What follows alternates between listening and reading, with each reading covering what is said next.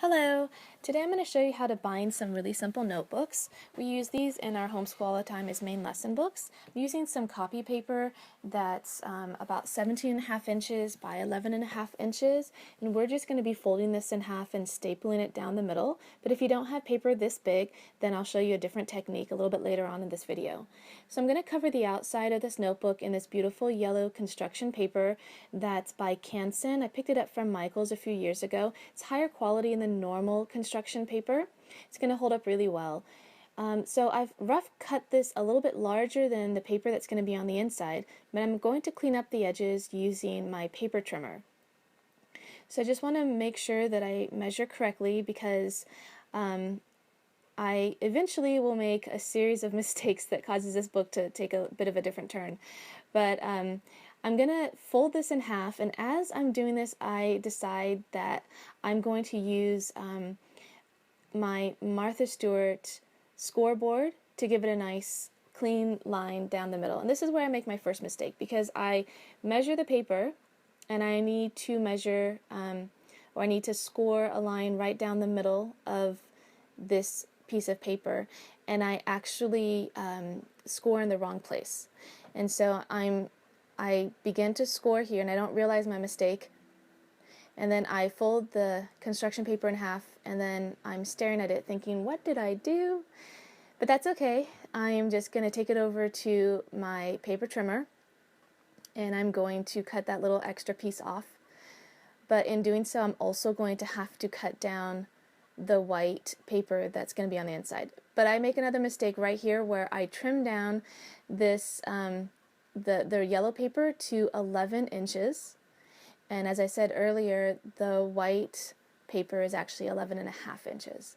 So if you didn't make this many mistakes, you could probably do this in like less than 5 minutes. But I make a lot of mistakes. So here I am just scoring the white paper so that it will, I'll need to trim it down a little bit for it to fit inside the yellow construction paper, but I'm scoring all of them and just so that it's easier to fold. But you know, you don't have to do this, and I'll show you a different, an alternative when we make another one of these notebooks, because I've got 3 different examples for you today. So I just want to trim down each of these little papers on the side, or you know, the excess paper, and I have scored a total of 6 pieces of paper, but I had 2 sheets at a time that I was scoring. So now I'm going to put all of these nested together, and I'm going to put it with the yellow backing, and then I look at it and I realize I've trimmed this down incorrectly. So now I have to peel the papers out, and I'm only going to cut 3 sheets of paper that's folded over, so it's basically cutting 6 sheets at one time, and I don't want to jam my paper trimmer and cut too many pieces at one time. But now I can nest them back together and add the cover, and now I think that I have not made any more mistakes. And now I can use my long reach stapler, and I'm just going to staple it in 2 places, roughly 1/4 inch in, or rather 1/4 of the way in on either side. So it's finally done, and that's one way to do a main lesson book. And you could add more paper, but I just have basically 6 sheets front and back. So the first time I did this, I cut the yellow construction paper in a way that would only allow me to do 1 main lesson book. This time I realized that if I cut it long ways, that I could get 2 main lesson books out of 1 piece of construction paper. So then I decide I'm just going to fold all the pieces together and not score each one. So I fold over those 6 sheets of paper, and I fold over this blue construction paper, and that cuts down on the time quite a bit. Now all I have to do is trim up the sides and the bottom, because again, I just did a rough cut with my scissors, and I intend to just trim it down and give it a nice clean edge with the paper trimmer. And this time I don't make any mistakes in trimming it down, and so I don't need to come back in and trim the paper. But for this one, we're going to do a different binding technique. So if you don't have a long reach stapler, which mine also happens to be a heavy duty long reach stapler, so I can staple up to 25 sheets with my stapler. But most staplers aren't going to be able to do that much. And so if you don't have a heavy duty stapler, you can try this technique. I'm using some embroidery thread and a needle that has a hole that's larger than what you would normally use for sewing, and it's going to be just barely big enough for me to get this embroidery thread through. And the first time it doesn't go through, so I need to trim it off and try it again, but the second time it works pretty well. And I'm using a pretty long piece that I'm going to double over, and then I just have to tie off the end. And so this is what I guess it's an old technique for making books. And I've just pulled out my cutting mat and a piece of foam and my little paper piercer so that I can put in the holes where they need to be, which is again about a quarter of the way in on either side. And if you don't have a paper piercer, you could use a safety pin or even just the needle itself. But you do want to protect your surface, otherwise you will make some indentations in your table. And so now I just want to sew the paper together. And this is not the most sturdy technique. The stapling of the paper in is probably going to be the best bet, especially for kids in a classroom. It's just really going to hold really well. The only thing with the stapler is that you do get some sharp corners on the interior of the book, but it usually hasn't been a problem with my kids.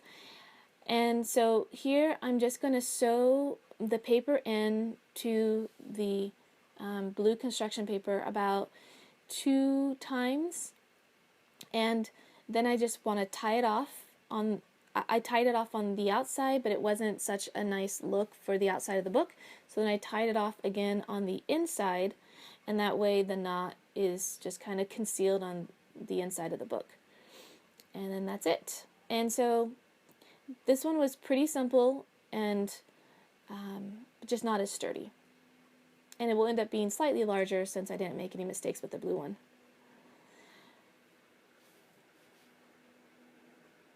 Okay, so I've got one more technique.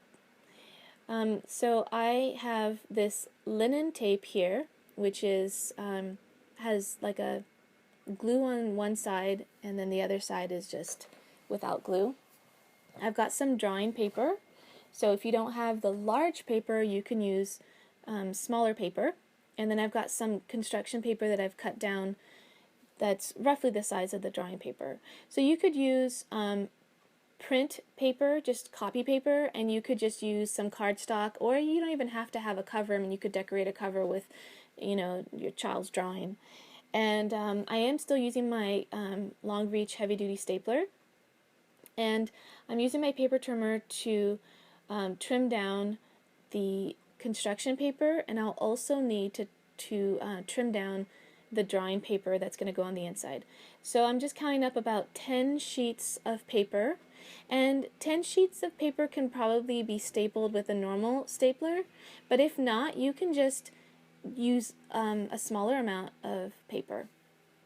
And so I just want to make sure that I'm trimming it down so that it matches the construction paper, which will be the cover.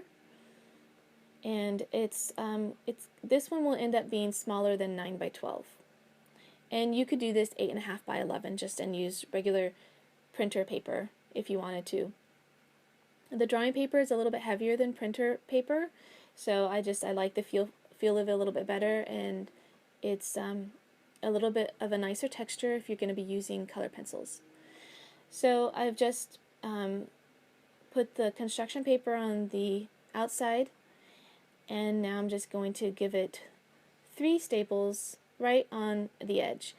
But the thing is that the outside of the staple on the back side of this book is a little bit rough, and I don't want the kids to hurt themselves with it. So I'm going to add this linen tape on the front and back.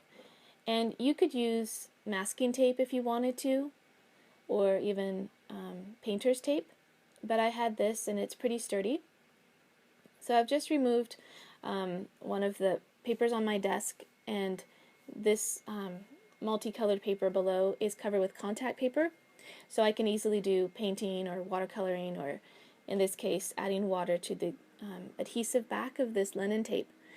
And you do need to let it sit for maybe 5 seconds or 10 seconds just to activate the glue, and then you can just fit it on to the front, and then I just fold it over to the back, and that way it gives it a nice clean edge to it. But it's optional, or you could just use a piece of paper that's glued on, or some tape. And then that's it. So this is a pretty easy way to make a main lesson book. And you could even use lined paper if you wanted to. Okay, so if you enjoyed this video, please check out my website and some of the other videos that I have on my YouTube channel. Thanks for watching.